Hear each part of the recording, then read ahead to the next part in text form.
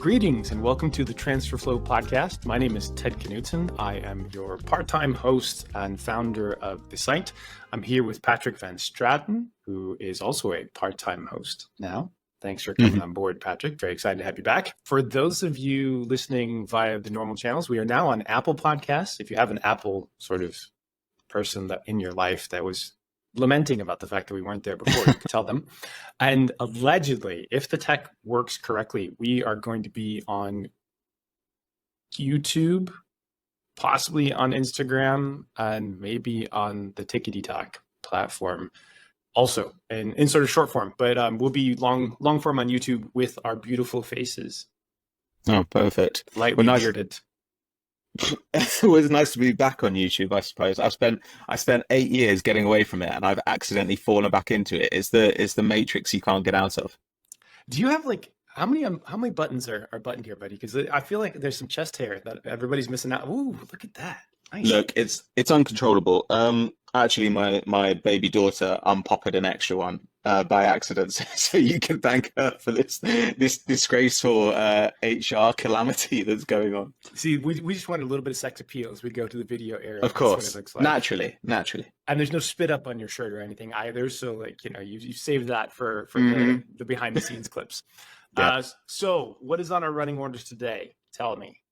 Well, we've got Joao Neves, inevitably. Wow. I'm never and we've gonna got be some able to other big pronounce it names like that. Never. It's not gonna. No. Do that again. Well, please. Joao Neves. Well, this is really my USP. Trying very hard to pronounce things correctly, mostly getting them wrong, but only people who speak that language know. So that's the main thing. But you're good with yes, Dutch, right? I don't speak Dutch. You don't speak Dutch. I'm Zimbabwean. Okay. So my family left the Netherlands a while ago. I have a Dutch passport. This could not be more confusing for the badly spelled German language right now.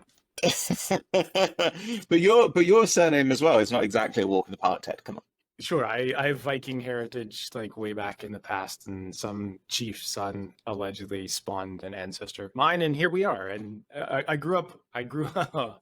We are so far off topic right now. No, it's fine. It's important. I grew up with people mispronouncing my last name the entire time, and in many cases it was slightly embarrassing. Where you're out there, Little League baseball, you're on the All-Star team. Ted did Knutson, and you hear the snickers from the crowd. Like, oh, thank you. My self-esteem as an 11-year-old is going fucking great right now. Thank you very much. Yeah, the whole Viking ancestry thing doesn't really help you in that situation. Though the Viking ancestry became more apparent to me the first time I met you in person, because you're a big guy. I'm smaller than I used to be. So Thiago, who horizontally but not vertically. Yes, exactly. Yes, I've shrunk too much that way. Thiago, every time that we talk to each other. So Thiago works at Milan. He was an online scout ages ago. Glorious haired D'Artagnan looking Portuguese man. But he's also tiny, and he's like, I can't believe how big you are. Every single time we meet, it's surprising once more. Yeah. So, well, imagine how disappointed they are when I go to the Netherlands and they see that I'm the only 5'7" dark-haired Dutch person they've ever met, and I have to say, well, guys, I'm really, really sorry about this. Something went wrong in a bloodline in the past. Exactly. Anyway, Joao Neves, or as you pronounced it much more beautifully, is only 174. So we'll bring that back into a second about the actual player. Tell me about why we're talking about him today. Well, he has had a pretty exciting season, and now he's a pretty exciting name on the market. So, A Bola, the Portuguese rag, which earned a very obvious nickname during my time at Football Daily, thanks to its virality. They're reporting that PSG and Man United are bidding 60 to 70 million euros for him against a 120 million euro release clause. Contract till 2028. Benfica obviously want the release clause, historically tend to get the release clause, but when you look at him, you kind of understand why people are getting excited. It is a tasty map that I'm looking at. He's got the whole package there at age 18 and 19. I mean, it looks no different last year either. Now, the difference here is a little bit that, Portuguese league has some hits and some misses. Like the top of that league is quite good. The bottom of that league is quite scruffy. and it's a little bit like the Dutch league in that way, where, depending on what your competition looks like maybe you want to, with these types of leagues, maybe you want to isolate basically when he's facing scrubs and when he's Sure. facing not very good teams. And we actually learned that we had to do that. And you hate decreasing your sample size, but because the Dutch league in particular usually has three teams that are like, basically League One quality or worse. And if you're scoring 3, 5, 7 goals down there against that set of teams, and then can't score against the other teams in the league, like, you don't want that player. That player does not have a predictive future that says that he's going to be, great in the Premier League. For Neves, like, one of the things you would do, depending on who he played against, is certainly adjust a little bit for competition, which we built into the Stats by IQ platform.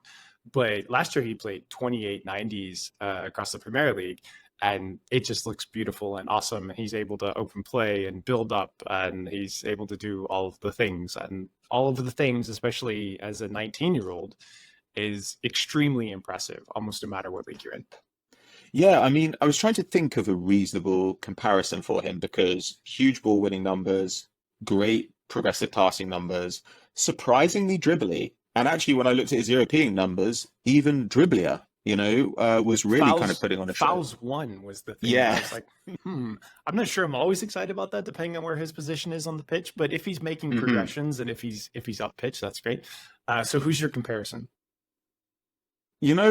I kind of found it quite hard to come up with a good one. The best one I had was, this is what Arsenal fans thought Thomas Partey was when they signed him. In that he's a good progressive passer, is a volume ball winner, and he's surprisingly mobile. Obviously, Partey had size, but only kind of 75% of the passing that we're seeing from Neves.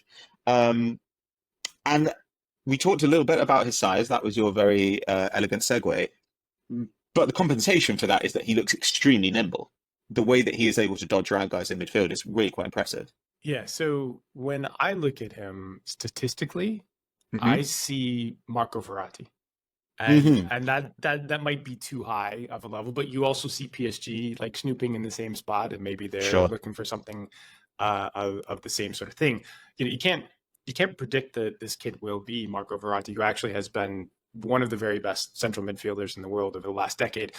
Very underrated, partly because PSG flame out every European season, but he was good for the Italian national team as well. And he oh man, the clips when he was young and dribbling through the penalty area, his own penalty area, like terrifying people. You're like, we don't want anything to do with that kid. I'm like, no, he has that level of confidence, and he is so hard to get off the ball, and he has amazing passing ability. And so, yeah, if he had a little more health, like, he would have been, clearly one of the bona fide like stars. Joao has those early traits, destructive, deep progressions are there. We'll see, if he feels like he's going to move soon-ish, but 120 million is a lot of cash.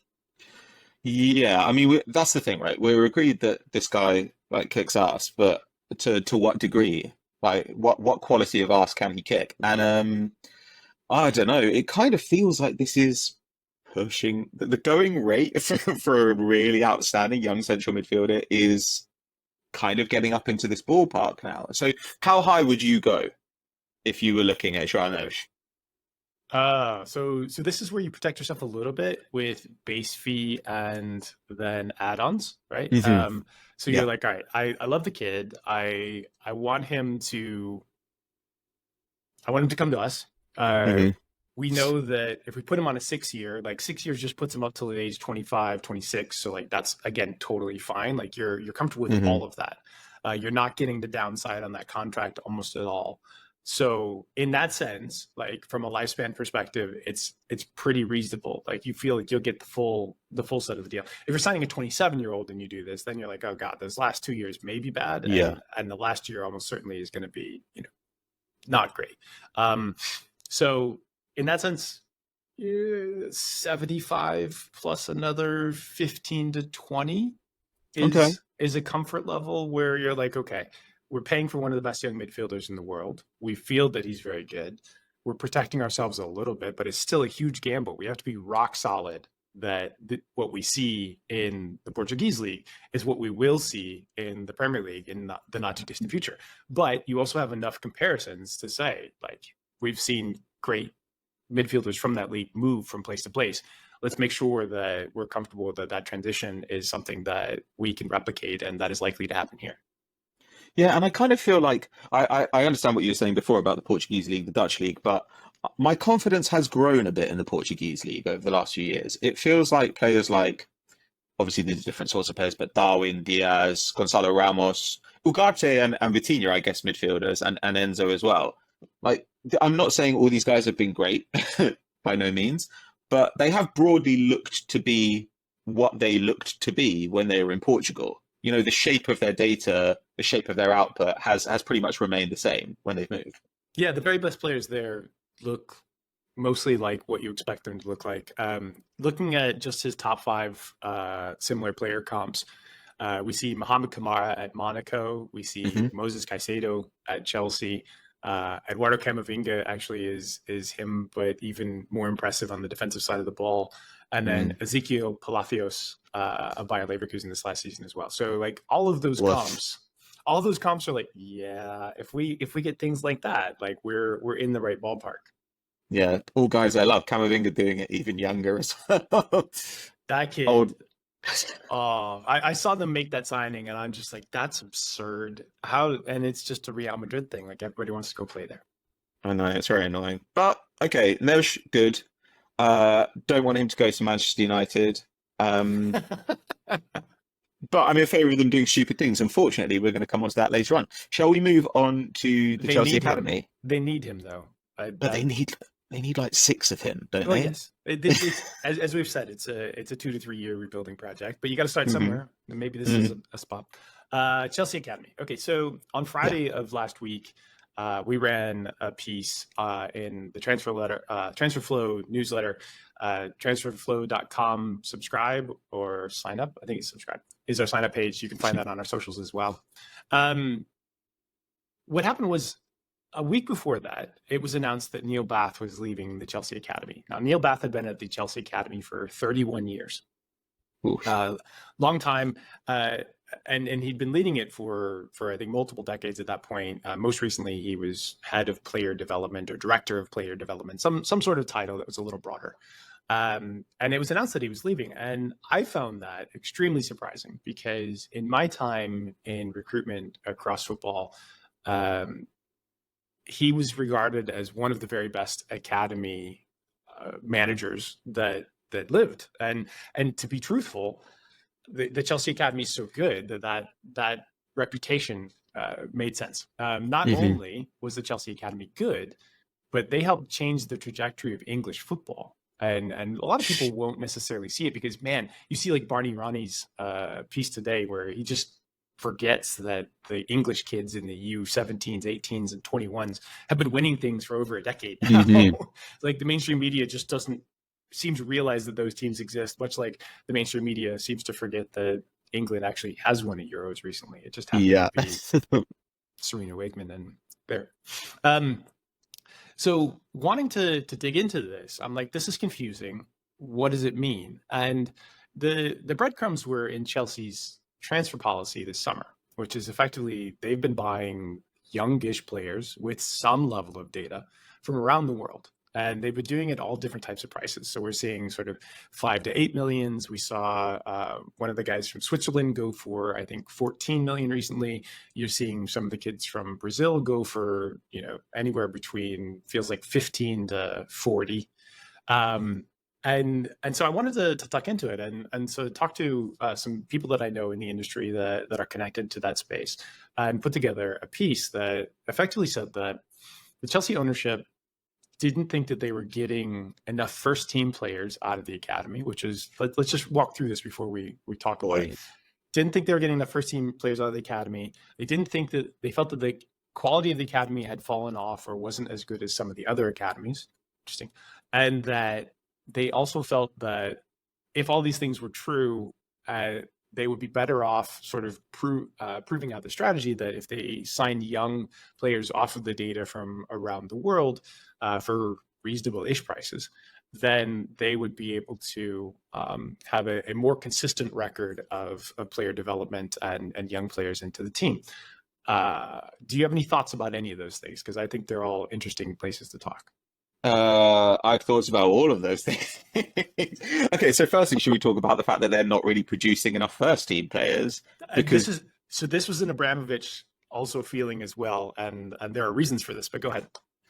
well, I my day job is working as a therapist, and sometimes one of the things that I might say to my clients is, your feelings are real, but that doesn't necessarily mean that they're the only way of seeing reality. And so multiple people may feel like the academy should be producing more elite players for them. But when you look at the squad right now, I think, there's Colwell and James, academy guys who are clearly good enough to play at basically any level. And you've got Chalobah, you've got Breuer, you've got Gallagher, who range from Breuer, good sales fodder, to Gallagher, who is a very useful player in the right system. And Chalobah, actually, I'm quite bullish on as well. And they just sold Mount after he helped win the Champions League. They just sold Maatsen. Solanke is tearing up the Prem. I mean, Callum Hudson-Odoi, I think, is a story of injuries rather than a story of the academy failing him in any way. He was a star. So it feels like we missed these couple of big names. Rice, maybe. Musiala. Jamal the answer, Musiala. And they've kind of worked that up into an analysis. I'm not convinced by this. So I think that when I look at it, when people here, let's go back to the first principles. First of all, homegrown players in England are more valuable than they've ever been. You need to have so many on your bench, like especially if you're regularly involved in UEFA competitions. Sorry, Chelsea. You need to have a certain amount of them. It feels good to poke fun at Chelsea a little bit, even though I've spent a lot of time at Stamford Bridge, and also with the women's team as well, because like Arsenal were beaten up by these the goons from there for such a long period of time. But when you're putting outlays of money into your academy, like some owners that I know are like, oh my God, if I had anything close to Chelsea, for the 15 or 20 million a year that we spend on academy kids, like I would get on my knees and beg this person to just continue doing what they're doing over and over again, because it's awesome. And there are plenty of teams out there that spend tons of money on their academies and get almost no real return. You have to have an academy. Some teams got rid of their academies in the past, and it was probably a fairly big mistake. Like they rationalized it in different ways. But if you're in London in particular, like London is one of the biggest centers for talent in the UK. Yes, there are lots of teams around the way, on like Paris, where there's only 3. But it's a football hotbed, and they do a better job of training them. And also just the cast-offs that come out of these academies, of the great academies, are so good that we see them prop up later, right? And as you talk about as a therapist, like it's almost impossible to predict an outcome of a 15-year-old in 7 to 10 years time, right? 10 years time is their peak. 7 years time is when a lot of teams are starting to break into that first team. But if you're regularly producing this caliber of players, you've got a lot of things going correct there. And you should sort of lean in and maybe make small adjustments. But it's awesome. So we talked about Maatsen, who they sold for 35-ish million, Champions League caliber left back. Lewis Hall was just sold to Newcastle for like 28 million in add-ons. Amari Hutchinson to Ipswich. Some people weren't super excited to see him go. I think that probably makes sense. I think that right now he's a lower Premier League caliber player, and Chelsea are looking for better than that. Levi Colwill is a future left back for England. Possibly could have been a left back this year, or a left center back. Like that may have been a mistake there. Billy Gilmore gets forgotten about. That kid was playing Premier League at like 18 years old, played at Norwich in the Championship. He's at Brighton right now, lowly Brighton. Conor Gallagher, 50 to 60 million. Marc Guehi, who was at the Chelsea Academy until 21. So maybe they're complaining about it, but the dude just made the final with Euros with England. Hudson-Odoi obviously there, Declan Rice, Mason Mount, Reece James, Dom Solanke, Tammy Abraham, Fikayo Tomori, who seems to be left off the England squad and never gets remembered, even though he's really good and one of the better center backs as well. Loftus-Cheek is still playing Champions League level football. Andreas Christensen also is Champions League level football. Like this is over a decade period of time. You've got like 25 guys that are worth 25 to 80 million pounds that this academy has produced. There's no possible question that like they're not producing good talent. The only question is really around the fickle sensitivities of the first team managers of Chelsea, who don't always want to bring in the kids, incorporate the kids to be able to do that. That's not an academy problem. That's a first team coach issues problem.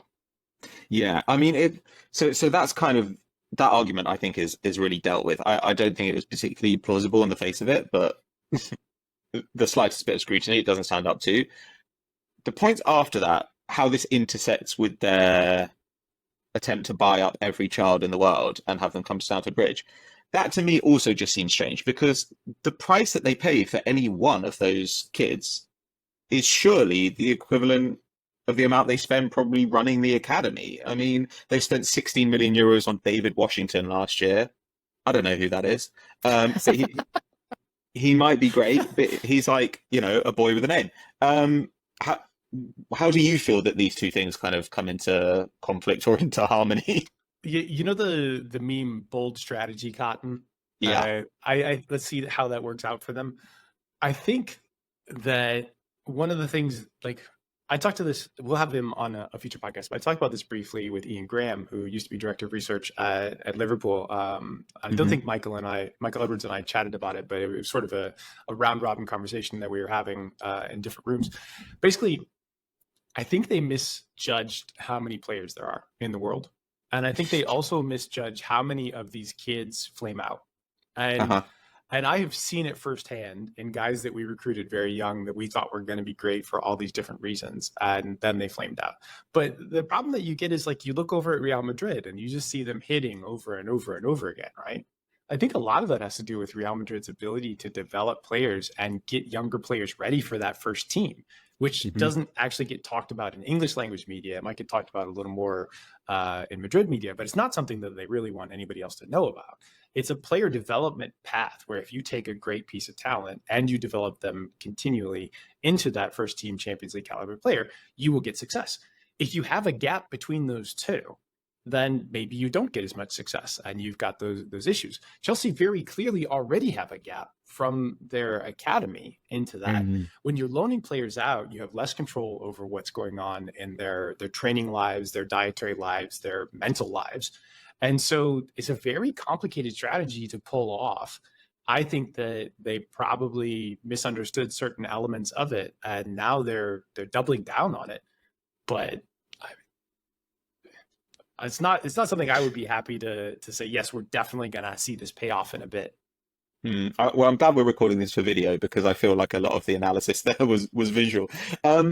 So we would expect, obviously, to judge this over a fairly long timeline, the success or failure of this move. But are there signs that we could see sooner? No. Okay, so this is just like 5 years' time, they're in trouble. Yeah, and the other thing so when you look around the transfer market and you see certain teams involved and they want to buy your players or they buy somebody you liked, you feel like that's a strong signal that something was right. And you're like, okay, well, or it's an unfortunate signal that you're like, oh, they beat us out again. Like Brentford have been linked with a bunch of players and very close to getting there across the line and never quite do it because there are other teams that have bigger budgets, bigger pedigrees that have done it recently.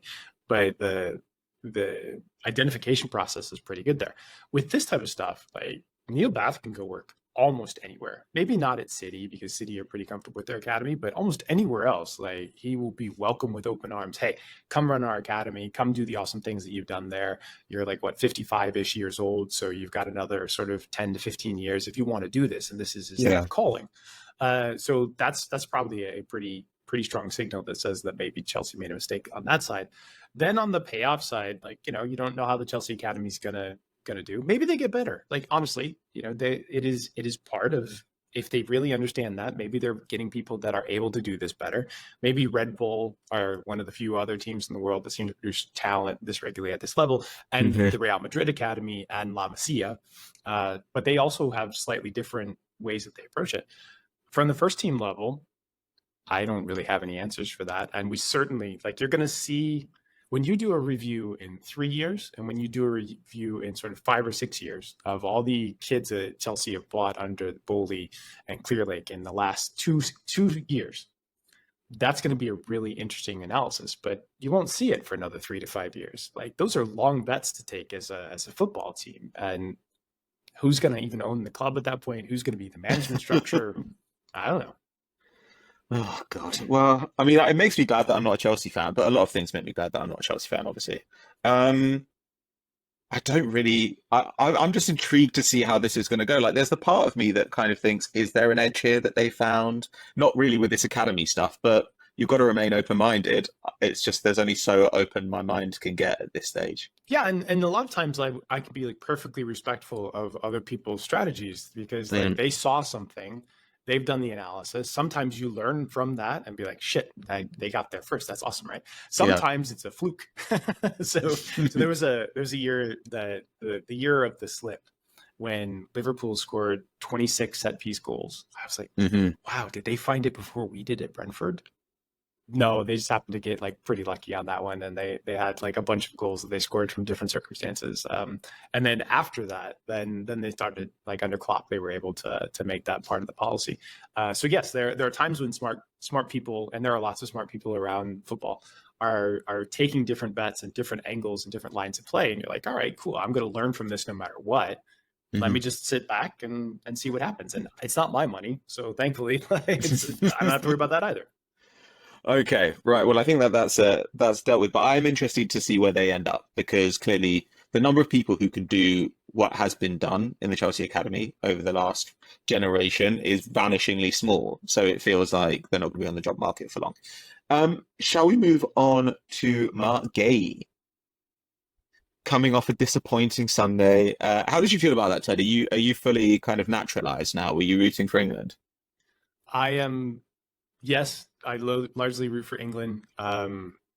It, my fandom has always been complicated because of the gambling side of stuff. Like when Hmm. I became an Arsenal fan way back in like 1998, and that happened because the French won the World Cup, and there was also the Bergkamp goal against Argentina, and Sure. we used to watch highlights on Fox Sports World. We'd get like a 2 hour, effectively match of the day recap of what happened, and multiple World Cup winners and Arsenal being really good at that time like sort of shunted me into that path. Um, Hmm. but I've been in England for 14 years. My kids are English. They root for it, and so it's very natural to be able to do that. Also, the United States national team is always dysfunctional, and so Yeah. England being pretty good this entire time has been like useful and fun to root around as well. So yes, I was certainly in Camp England, but as a fan of the game, able to appreciate Spain as well. Yeah, I mean, it was hard. I don't think that there's any analysis that can that can argue that Spain were not worthy winners of the tournament, but England, it was a very interesting final. We're not going to go into a big thing about the final. Um, I tweeted some mild criticism of Kobe Minu following up our podcast about it, which did not go down well, Ted. You'll be surprised to hear. Um, The army of fans of Copy Minu is large, larger than one might expect, given the size of his performance. God, okay, we can't get I'm not, set I'm down this not rabbit backing hole. down on this one. I think that it was too early for him to be involved. He had one really good first half against your Dutch, and then he was basically a Mm, passenger in that game. And once he was subbed off, things seemed to get better. But I mean, the biggest problem was Harry Kane. But going back to your point, yeah. Marc Guehi, he's very good. We know Hmm. this. He's been linked with Liverpool. Okay.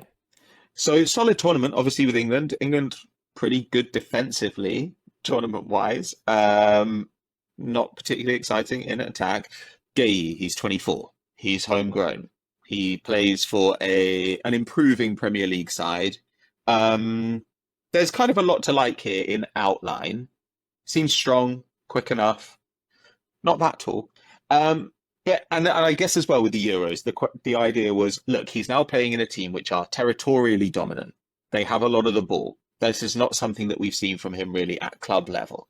So maybe this is going to give us a sign that he can make a step up and be a higher level centre back. And now Liverpool are apparently in negotiations for him. I don't know how you feel about this, but to me, while I thought he had a decent tournament, it kind of left me more convinced that he's not probably a Champions League centre back. I think he's probably edge of Champions League center back, especially Okay. in like a different league. I think that so I'm reasonably certain that Liverpool respect Oliver Glasner as a coach, and we Hmm. certainly did as well. We thought he was one of the young talents coming up, and I thought it was a bit of a coup for him to end up at Crystal Palace. So Glasner being quite good and Hmm. his style of play, sort of, and being able to teach Guehi that over the course of the back half of last season, is actually a reasonable sign for Liverpool to get comfortable that hey, maybe he's the type of guy that we want. Because like if you don't know Oliver Glasner and their Hmm. style, like it's pretty press orientated. The center backs have real work that they have to do in closing down the space in front of them, keeping things compact so that you can counter press on second balls and stuff like that. And Crystal Palace have some level of talent, but they don't have sort of Champions League level talent dotted about the park. They had some very good players, and then they have other players that are just sort of mid Premier League level. So I think Hmm. that that would have given them more comfort around it.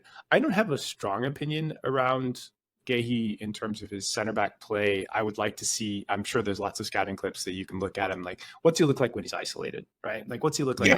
when he's got to both be on the ball in open play, but also when he's got to face somebody that is a real handful as a forward, and how is he dealing with that?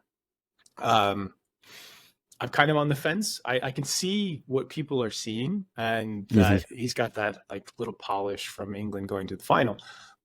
But I'm not super excited about paying a large fee, and I think Crystal Palace will inevitably have a large fee attached to this because they've already sold Elise or Elisa as a is also on on a potential market. I don't know who has Hmm. release clauses. That's actually we didn't think Michael Lisa was going to leave this summer, and then we found out that he had a release clause, and that was what sprung him. But yeah, I think Palace would love to be able to take whatever's left of their team right now, keep adding parts to it, and see what Glasner does over a whole season. So that's the thing that I would say some caution. But we've seen Liverpool before when they get involved in a deal and they like it, it just goes. Yeah, but that's the thing. I just don't, I guess I just don't understand. I can see what you're saying about Glasner. I can see what you're saying about that giving him some degree of pedigree, but I just also think I'm not really convinced by his ball playing.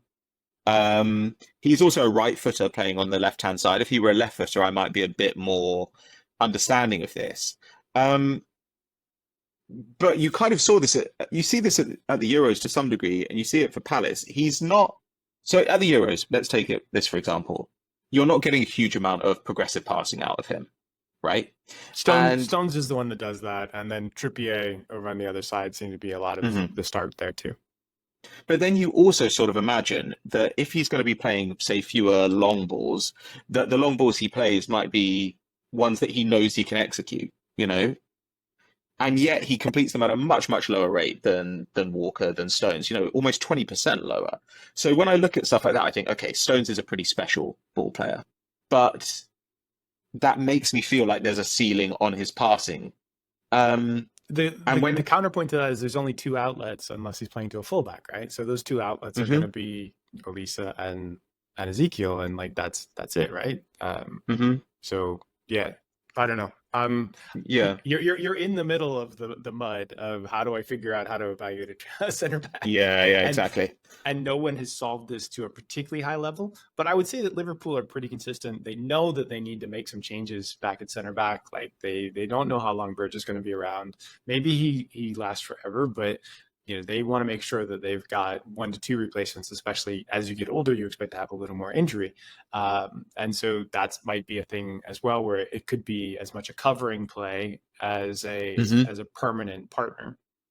Yeah, but then I think this is cover for starter money, Yeah, right? And that's where that's something actually that Liverpool have been very good at not doing. So it'll be interesting to see what they do with this, whether it does move. Should we move on from Gay then? should we talk about Arsenal kids? Finally, I can't believe it's taken us this long. Okay, so you start. You want to start with the bleached hair one? Uh, Emile, Emile Smith Rowe, beloved of Arsenal fans, and very hard to say anything negative about him. Not But so he is a beloved of by Arteta. So no, and not really by me to be honest. But he's about to be 24. Yeah. He has 44 Premier League 90s.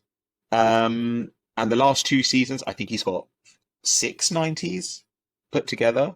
After that season where he got 1900 minutes, got into double figures in the Prem. The season before that obviously came into a disgustingly bad Arsenal team halfway through the season and was a part of helping to make it look functional. So you can imagine if Arteta feels a degree of gratitude to him, given how bad things were at that particular stage. But Arsenal fans have always had very high hopes for him. They wanted him at one stage to be retrained as a false nine. They wanted him to play on the left instead of Martinelli. They wanted him to get 10 minutes. They wanted him to play as a left eight. And to me, this is absolutely the problem with Emile Smith Rowe. What is this guy's skill set? I think they've had that in a number of ones where they're trained to be versatile, and then like the question is like, what do you really excel at? Because in a Champions League team, you need to be outstanding at a couple of things. You need to not just be pretty good at all sorts of stuff. Smith Rowe, I think when we saw him initially, you're like, oh, this is like an Odegaard, but Odegaard is so good that you didn't need another Smith Rowe. And then Havertz was taking up some time as an 8. And the other players that Arsenal brought in for midfield depth, like really haven't panned out. And some of the questions there are like, Arteta's been shit at playing young players, period. Right. Like, and the balance of that is, this is the Chelsea problem as well. Like, you are fighting for Premier League and Champions League, and that's your goal, right? So like, your goal is not to bring kids in through the academy. But there's another element of it that says that, one, if you rotated your players maybe a little bit more, if you trusted the young guys a little bit more, they'll develop potentially more.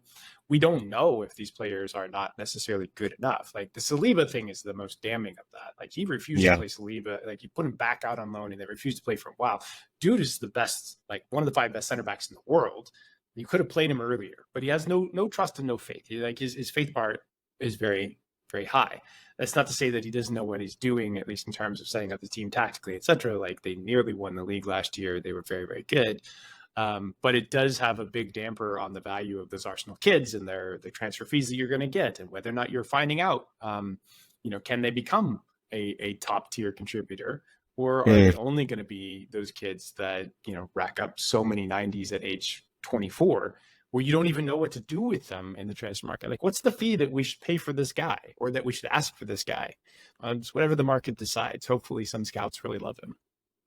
Yeah, and he does seem like he has his fans. But yeah, what are the kind of ancillary benefits of becoming a better team? Should be that you can get more money for your squad unwanted. We saw Liverpool do that when they were selling Jordan Ibe for 16 mil or whatever. Well, this is a guy who has had a season where he got 10 goals in the Premier League. He was out over his skis that season. I think it was 12 goal involvements from 8 expected goals and expected assists. And yeah, I do think that when you look at him in detail, you think, okay, is this guy fast enough and good enough in the one-on-one to be a winger? No. Is he high touch, high creativity enough to be a 10? No. Does he have the shot volume to play as a forward? No. So maybe he could develop one of these things. But to me, it seems kind of like he should go to a more transition-heavy league. Like, I think, Leipzig obviously brought him in on that loan that didn't work out because he got injured, obviously. But you could see how he would work in the Bundesliga. And you could also see him working really well, I think, in a team which has kind of hybrid attacking roles. So, for instance, in a team that uses a 5-3-2 or a 3-4-3 or something, anywhere where he can float between the wing and the middle of the park and use all the stuff he's got, which is why I've always been quite keen on a Leipzig / maybe a Brentford type move for him, because I could see them creating a role for him that uses the best of his talents. If we think about Smith Rowe and say that, like, you're probably going to get 25 to 35 for him with some upside or maybe a sell-on clause, like that's probably the best you're going to get. And the question that you asked effectively is, would he be better at X? And the right answer should be, if he'd gotten more playing time over the last 2 seasons in all the competitions that Arsenal play, we would have a better signal on that. The other 2 players that you look at that have similar stories are Reece Nelson and Eddie Nketiah. And the Nketiah, Folarin, Balogun debate last summer amongst Arsenal fans was really, Oh boy.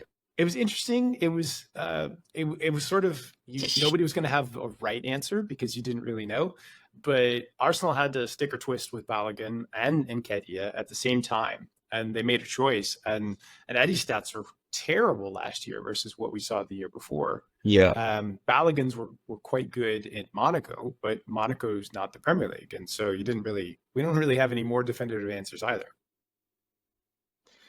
Yeah, I mean, okay, so when we see in the Arsenal fan base this criticism of Edu for his ability to sell Arsenal players for good money, in your theory, the problem starts further upstream. This is more of an Arteta issue. Teams that are buying players have to have some comfort level with the performances they've already seen in order to accept more risk, and more risk means a higher price. So if you look at a player and he's in a league that you don't have comfort level that it produces Premier League level players. You're like, all right, we need to lower the price on that so that we're not taking on so much risk in case he washes out. Because in case he washes out is always a thing. With Smith Rowe, it's not just that where we haven't seen him play enough, but he's also got some injury history. So you're like, ooh, okay. So if we buy him, like how much can we really expect him to play? What's going to happen? And then, Reece Nelson had like a ton of loans, and then he got brought back into the fold, and then he didn't play again. And so even when Arsenal are making decisions to fill out that squad with potential players that they might be able to sell on for more later, if the coach isn't actually giving those players enough time to get those minutes to make it easier to sell them, that doesn't matter. The counterpoint to this is someone like PSG, who had a pretty easy run on their league last year. And a couple of seasons ago, it might have even been 5. It was one of the early StatsBomb conferences. Adrian Tarascon, who was the lead analyst there at the time and was most recently at Lille, I think he's got a new job coming this summer. But he basically said that the brain trust of PSG decided to play more academy kids to get them into the first team, but also to put them in the shop window and to give teams comfort level of what those academy kids were actually able to do in Ligue 1. And because that team usually was so mismatched against the rest of the league, they had more opportunity to do that. So you see them distribute minutes wider so that teams that might want to buy from them and are able to have more comfort level in what they might be getting, and then pay slightly higher prices or have better add-ons or what have you. No, it's interesting. I hadn't really considered this before. And it's and very strategic, and it makes sense knowing that these are all assets that you might sell at some later date. But if the only goal is to win trophies, then it has a different set of outcomes and strategies. Yeah, so maybe the calculus on that will change, though. Now with greater fixture congestion, the need for a deeper squad, you might see some of these managers say, oh, actually, I've left myself with 13 guys I trust, and a bunch of kids who have never seen a football pitch. The problem here is that City are so deep that you never get a chance to be able to do that if you're going to compete for the trophy. And the second problem is the 4th, 5th, 6th, 7th race now is pretty spicy as well. Yeah. And so, the Premier League is probably the toughest league in the world overall. It used to be an argument between that and Spain. Now you get more depth, much more money, and you have to be careful in how you do everything because it might cost you that little bit of edge you need in order to get into the places. Okay. Do you want to go deeper on any other Arsenal players, or are you ready for more Dutch slander? Let's go Dutch slander. Love it. Okay, so Joshua Zirkzee has completed his move to Manchester United. Ted, not the world's biggest fan, I think it's fair to say. I found this one complicated. It was complicated to see what teams saw. Why are we doing this? What they saw was a correct age player. If you're looking to take on a youngish forward, they saw a guy that lights up the scouting video. Like when you watch him, you're like, wow, that dude is like, I can see him do all the things, and he's big and he's strong. He's really big. He's got a good touch when he makes that burst. Like people love to see that. And so because of that, like you can just, sometimes I have to discount the scouts stuff because I know they're getting excited about what they see on the pitch. But not necessarily the outputs. They're seeing like little components of things that don't necessarily add up to actual productivity. Oh, he's got a great swing kind of stuff. Yeah, if he's such a good hitter, why don't he hit good? You're like, well, he might have an ugly girlfriend. God.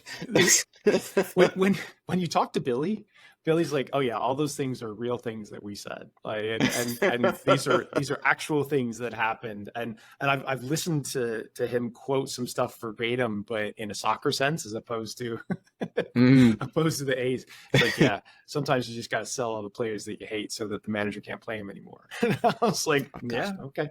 And so anyway, the thing about Zirkzee is like the most confusing thing is his role. So he had this role under Thiago Motta, who also was one of those young coaches that was flagged as like, oh, he's really interesting. Let's keep an eye on him. He's now gone on to Juventus after getting Bologna into a 5th place Champions League spot in Serie A. They sort of backdoored it out. His role is really confusing if you're trying to predict what he's going to be able to do in the future. And so because of that, then you're like, you're scrambling for other reasons and other ways to make the argument. And have you watched him at all? Yeah, a little bit. And I remember watching him a little bit when he was in Belgium, where he had a really good season with Anderlecht. And when you're completely right. When you watch him, you think, okay, this guy's got size. He's a good passer, which in attack, to me now, is one of those things where you say this is a mark of how high a level you can play at. You know, there are only so many bad passes that an elite team is going to accommodate, right? But yeah, then I find myself in the situation I was in when I watched Andre Gomes at Valencia back in the day. The first time I saw him, I thought, wow, this guy's really elegant. And then I looked at his numbers later and I thought, you could throw a baseball cap over this guy's radar. Now, Zirkzee isn't in that position, but okay, he's got a couple of dribbles now, but he has to attempt 4 to complete just under 2. That's a bit of a hole that you're throwing possession into. How much are you getting out? Are Man United going to do that? I don't know. They're presumably not going to pass things at sort of like chest height to him all the time. So like that's the confusing bit about the role that he played for Bologna. Like he is the outball, and because he's so big and so strong, like even the Italian center backs are like really struggling to deal with him. But it also means that like he's bleeding possession all the time. Now, the question you have to ask yourself as an analyst is like, is he bleeding possession because the style of play requires that to be something that's valuable, or the way that they're sort of progressing the ball, or is he doing it because he lacks a different set of skill set, and that's what's happening there? The other question you get is like, if he's playing this funky role where he's an old school, like he's like putting Marouane Fellaini up front. Right. So there are some teams against which like he's going to be a huge physical mismatch, and you're going to be able to progress the ball in ways that you wouldn't necessarily with a smaller or different type of forward. But the consequence of that is he's so far away from the goal that he's not getting a lot of scoring chances. He's not creating a lot of scoring chances by himself. Pretty good passer, pretty good dribbler for his size, but not like somebody that you're going to be really scared of. He's not going to just like destroy people with pace and that first touch the way that Salah does, right? So he's probably not able to play out wide unless you've got a funky system where you're bringing him inside most of the time, or you've adjusted back over so somebody's playing off of him and you've got like a 2. The big man, little man thing, I think exists more in Italy, partly because they'll play a 3-5-2 or a 5-3-2 than the Premier League ever does. And so like that again becomes a question as to like how you're incorporating him and his skill set. And so if you've got a center forward that you're paying a good chunk of money, you think he does some interesting things in a possession game, but he doesn't score you a ton of goals, then the question is like, who's getting the goals? Like, who's he setting up goals for? Do we actually need this style to exist in the Premier League? Is it going to be an advantage? Can Ten Hag play that? There's like so many questions that add up to other questions. And you're like, at some point in your analysis, you want to have firm statements to declarations of like what this is going to yield us. So that was a lot of the analysis there. Yeah, I mean, I don't hate the price. I think the price is okay, and they needed something. They needed somebody else who could play up front, unless they wanted to say, right, Rashford, you are our backup centre forward this year when Højlund isn't playing. And in lots of ways, I can see Zirkzee dovetailing better with a Garnacho type, who's an extremely shot-heavy kind of goal threat type wide player, or Marcus Rashford, or Rashford. Maybe dovetailing better with those than Højlund does, because they don't really have that creative profile in the front line, or at least they're not going to use that creative profile in the front line because they're going to sell Sancho. So yeah, I suppose that the question of what the plan is here.